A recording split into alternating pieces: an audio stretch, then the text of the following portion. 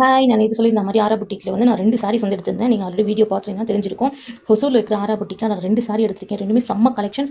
அந்த 2 சாரி எப்படி இருக்குன்னு பார்க்கலாம். இந்த ஷாப் வந்து பர்டிகுலராக ஹொசூரில் தான் இருக்குது.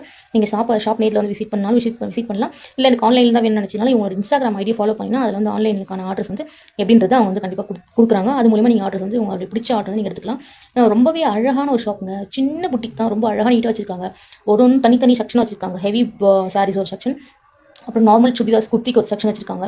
ஹெவி ஒர்க் குர்த்திஸ்க்கு ஒரு செக்ஷன் வச்சிருக்காங்க. ரொம்ப சின்ன ஸ்பேஸில் எவ்வளோ நீட்டாக அழகாக பண்ண முடியுமோ அவ்வளோ அழகாக பண்ணியிருக்காங்க. எனக்கு ரொம்ப பிடிச்சிருந்துச்சு. என் ஹஸ்பண்ட் வந்து சின்ன ஷாப்பாக இருக்கே, இந்த ஷாப்பில் நீ எதிர்பார்க்குற சாரீஸ் கிடைக்குமா அப்படிங்கிறது கண்டிப்பாக கிடைக்கும். நான் ஒரு நம்பிக்கையாக போனேன்.